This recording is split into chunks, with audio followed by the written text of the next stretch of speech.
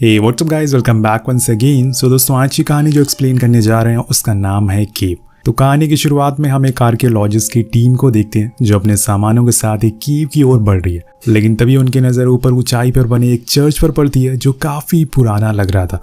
उसी को देखने के लिए टीम अंदर जाती है जहाँ उन्हें पुराने ज़माने की कई सारी चीज़ें देखने को मिलती है, जिसे देखते ही वो उसमें खो जाते हैं। अब ये सब देखकर उनके अंदर और जिज्ञासा बढ़ती है और चीज़ों को ढूंढने की, इसलिए वो और अंदर जाते हैं और चर्च के फ्लोर पर एक धमाका करते हैं ताकि वो नीचे जा सके। लेकिन इससे पहले ही वो बारूद फट जाता है और एक तेज का झटका पैदा होता है और देखते ही देखते वो पूरा चर्च ढह जाता है। क्योंकि वो पुराना बना हुआ था, अब पूरी टीम जाकर नीचे गिरती है, लेकिन उन्हें ज़्यादा कुछ चोट नहीं आती। पर वहाँ उन्हें एक अजीब सी आवाज़ सुनाई देती है जो किसकी थी ये तो किसी को पता नहीं था, लेकिन इतना ज़रूर कह सकते हैं कि वो ज़रूर चर्च के गिरने से आ रही थी या फिर कुछ रहस्यमयी आवाज़ें हो, क्योंकि उस चर्च में बहुत सी पुरानी ग्रेव भी मौजूद थी। वेल, यहाँ से सीन शिफ्ट होता है और हम एक और आर्कियोलॉजिस्ट की टीम को देखते हैं जो अब उसी केव में जाने की तैयारी में है। या हम आपको बता दें कि ये पिछले वाली टीम के 4 साल बाद का समय है, लेकिन यहाँ किसी को पता नहीं चला कि आज तक वो पिछली वाली टीम कहाँ गई।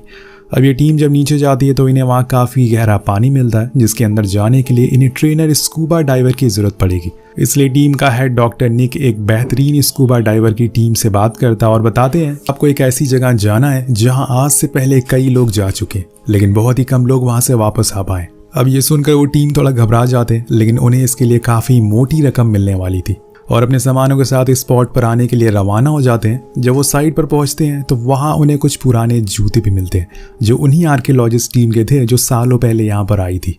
वहीं टेलर जो कि डाइवर टीम का मेंबर होता है वो डॉक्टर कैथरीन से मिलता है और उन्हें कुछ इक्विपमेंट दिखाता है। ये देखकर कैथरीन काफ़ी इंप्रेस होती है। इसके बाद रात में दोनों टीम के मेंबर आपस में प्लान को डिस्कस करते हैं, जिसमें जैक अपनी टीम को बताता है कि हम इस केव में 18 दिनों तक रहेंगे, वहाँ मौजूद सारी चीज़ों को एक एक करके ऊपर भेजेंगे, इसलिए हमें अपने सारे सामानों को पहले से चेक कर लेना है ताकि कल कोई गड़बड़ ना हो। तभी वहाँ डॉक्टर निकोली आती हैं और उन्हें कुछ चीज़ें दिखाती है जो कि केव के अंदर से मिली थी, जिसमें से कुछ एंटीक आर्ट्स भी थे, जिसमें साफ दिख रहा था कि ये पिक्चर ज़रूर किसी भयंकर चीज़ की हो या फिर किसी भयानक जीव की हो। इसके बाद वो उन्हें कहानी भी बताते हैं जो पास के ही टाउन वालों में बहुत ही मशहूर है। वो कहानी यही थी, सालों पहले जो इस शहर का राजा था वो एक बार इस केव के अंदर गया था क्योंकि उसे खबर मिली थी कि यहाँ कई टन गोल्ड छुपा हुआ है। लेकिन जब वो अंदर गया तो वहाँ उसका सामना किसी अद्भुत चीज से हुआ, जिसके बाद वो कभी ऊपर नहीं आ पाए। अब यहाँ जैक की टीम को इन सब बातों पर यकीन नहीं था क्योंकि ऐसी कहानियां हर पुराने खंडर की होती हैं, लेकिन निकोली जिस तरह से ये सब बता रहा था उसे ये साफ पता चल रहा था कि जरूर इस बात में थोड़ी सच्चाई है और इसीलिए उन्हें संभल कर नीचे जाना होगा। नेक्स्ट डे पूरी टीम एक एक करके नीचे जाने लगती, जहाँ हम पहली बार उस केव की पूरी इमेज देख पाते हैं जो भी ज़्यादा विशाल और भयानक थी, क्योंकि वहाँ बहुत ही पुराने नुकीले चट्टानें थी और नीचे बहुत ही गहरा पानी था। इसके बाद वो सबसे पहले अपनी टीम मेट ब्रिक को पानी में जाने को कहते हैं ताकि वो जाकर पता लगा सके कि आखिर वहाँ क्या चल रहा है और अगर उसे कुछ मिले तो वो फौरन सभी को इस बारे में बता सके। अब वो नीचे पहुंच जाता है जहाँ पर उसे पहले तो कुछ खास दिखाई नहीं देता, लेकिन कुछ ही देर बाद उसे एक ड्राई जगह दिखती है जहाँ पर वहीं रुककर वो अपनी टीम से बात करने लगता है। उसी समय उसके पास फिश या फिर किसी तरह का एनिमल आता है जिसके साथ वो खेलने लगता है क्योंकि वो काफी सॉफ्ट था। अब ये सब उसके टीम मेट भी देख रहे थे। इसके बाद वो उसे और अंदर जाने को कहते हैं। जब वो और थोड़ा अंदर जाता है तो उसे कुछ हलचल महसूस होती है। वो इस बारे में अपनी टीम को बताता भी है, लेकिन तभी वो अचानक से डर जाता है और उसी समय उसकी लाइन भी कट हो जाती है। सभी टीम मेंबर डर गए थे कि अचानक से उसके साथ क्या हुआ, इसलिए वो सभी से कहते हैं कि हमें एक साथ नीचे जाना चाहिए। लेकिन जैक एक दूसरे डाइवर को नीचे भेजता है ताकि वो ब्रिक्स के बारे में पता लगा सके, लेकिन टेलर अपने भाई से एक बार और कहता है कि सभी को नीचे जाना चाहिए, इसलिए वो उसकी बात मान लेते हैं और सभी पानी के नीचे थे। वो बीच में पड़ने वाली नायाब चीज़ों की फ़ोटो भी क्लिक करते हैं और कुछ जो अनमोल चीज़ें मिलती हैं उन्हें अपने पास रख लेते हैं, जिसके कुछ देर बाद वो उस ड्राई जगह पहुंच जाते हैं जहां पर लास्ट बार ब्रिक से बात हुई थी। वहां उन्हें ब्रिक के सारे सामान भी मिलते हैं, लेकिन वो कहीं नहीं था। ऐसा लग रहा था कि जैसे वो उन सामानों को छोड़कर अपनी मर्जी से कहीं गया हो। वहां उन लोगों को पिछली आर्कियोलॉजिस्ट टीम मेंबर के भी सामान मिलते हैं जो कि अब सड़ चुके थे, लेकिन तभी स्ट्रट नाम का ड्राइवर एक कोने पर एक जानवर मरा हुआ मिलता है, जिसे देखकर वो डर जाता है और चिल्ला देता है, जिस वजह से वहां पर जो भी और जानवर थे वो उस पर हमला कर देते हैं। उसे पानी के नीचे ले जाते हैं जहां पर एक विशाल जानवर आकर उसके टैंक पर हमला कर देता है, जिससे कि वो फट जाता है और उसकी आवाज सुनकर टेलर फौरन उसके पास जाता है। लेकिन तब तक वो जानवर स्ट्रट को अपने साथ एक गुफा में ले जा चुका था, जिसके अंदर किसी इंसान का जाना असंभव था क्योंकि वो बहुत ही छोटी थी। अब टेलर अपनी टीम के पास आकर सभी को स्ट्रट के बारे में बताता है, जिसे सुनकर सभी शॉक में थे कि आखिर ये कैसे हो सकता है। ये केव जमीन के इतनी अंदर नीचे है और ऐसे में किसी जीव का यहाँ पल पाना बहुत ही मुश्किल है। इसके बाद वो लोग दोबारा से स्ट्रट को ढूंढने के लिए जाते हैं, लेकिन उन्हें पता चलता है कि अब वो रास्ता बंद हो चुका है, क्योंकि जब स्ट्रट का टैंक फटा तो एक झटका हुआ जिसकी वजह से ये सारे पत्थर नीचे गिर गए। मतलब स्ट्रट भी अब जा चुका है।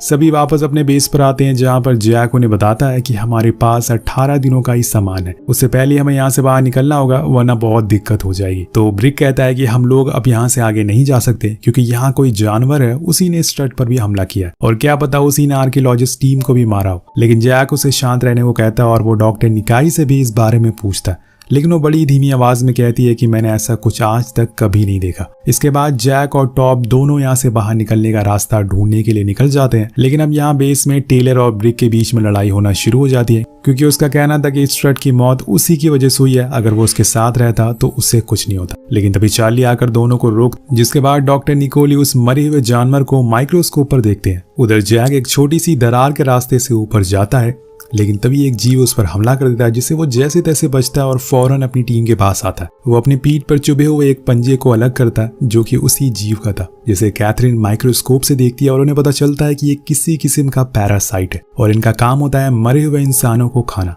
इनके सूंघने और सुनने की शक्ति बहुत ही कमाल की होती है, लेकिन ये जीव इतने बड़े कैसे हो गए ये किसी को पता नहीं चलता।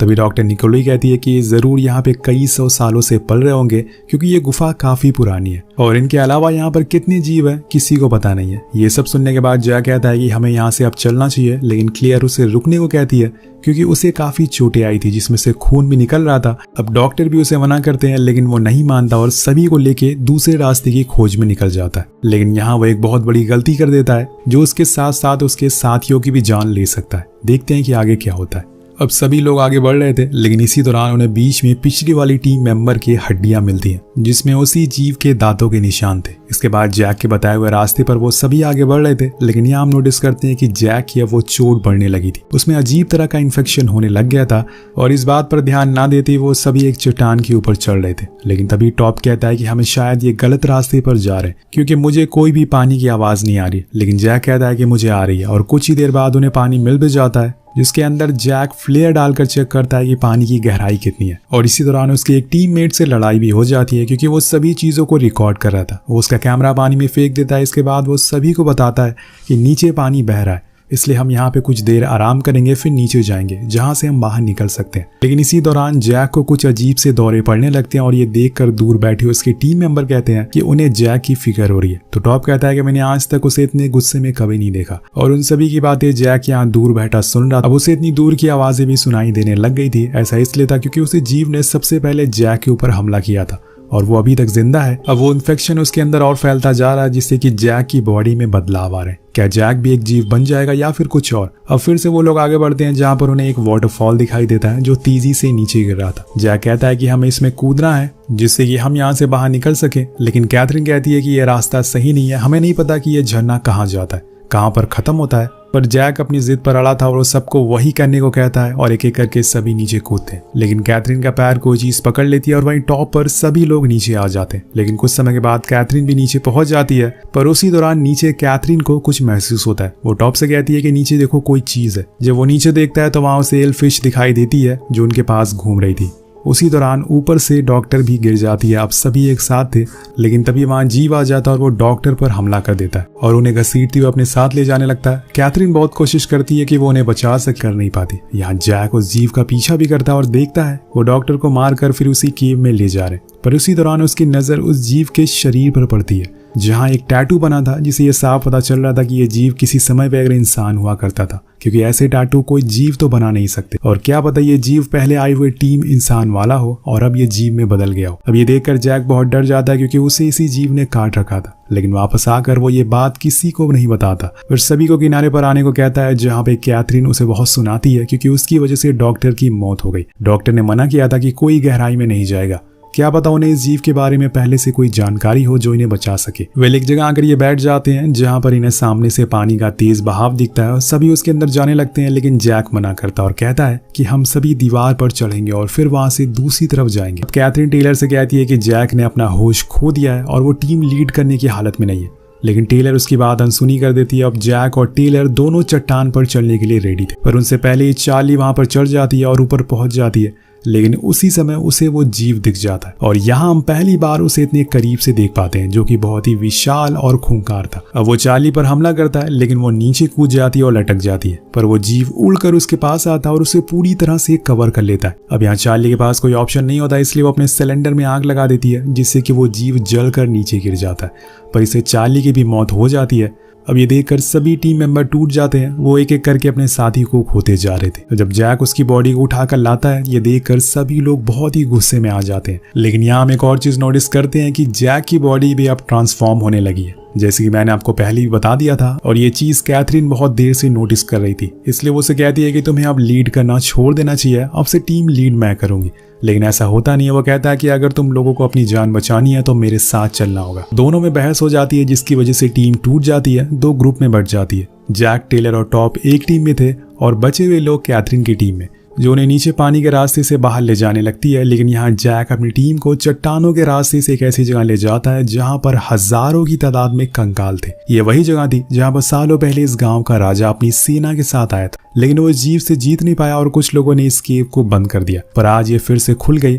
इसके बाद वो नोटिस करते हैं कि वहाँ एक जगह से ठंडा पानी आ रहा है, यानी कि वहाँ से बाहर निकला जा सकता है। वो सभी को वापस लेने के लिए जाते हैं, लेकिन उसी समय उसे एक दौरा आता है, जिसे देखते हुए टेलर कहता है कि तुम यहीं रुको, मैं उन्हें लेकर आता हूँ। उधर दूसरी ओर कैथरीन और उसकी टीम एक जगह पर पहुंच गई थी, लेकिन तभी वो जीव ब्रिक पर हमला कर देता है, जिसे देखकर एलेक्स और कैथरीन वहां से भाग जाते हैं। इधर टेलर बचते बचाते कैथरीन की टीम को ढूंढ रहा था, जहां पर उसे ब्रिक मिलता है, लेकिन तभी एक जीव आकर उसे एक दरार में खींच ले जाता है।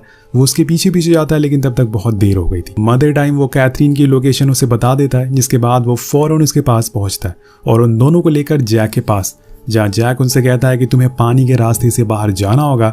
लेकिन वहां भी उनका सामना बहुत सारे जीवों से होता है। तभी कुछ सिलेंडर नीचे गिर जाते हैं, जिसकी आवाज से वो जीव एक्टिव हो जाते हैं और एलेक्स के पीछे पड़ जाते हैं और यहाँ वो उसे भी मार डालते हैं। वहीं बचे हुए लोग पानी में छुप जाते हैं ताकि वो उन्हें देख ना सके, लेकिन ऐसा हो नहीं पाता और वो उन्हें भी ढूंढ लेते हैं, क्योंकि वो जीव सालों से यहाँ पर रहते हुए आ रहे हैं। तब जैक उन सभी जीवों से लड़ता है, क्योंकि उसके पास कुछ पावर्स आ गई थी। उसके अंदर भी उन्हीं का खून था।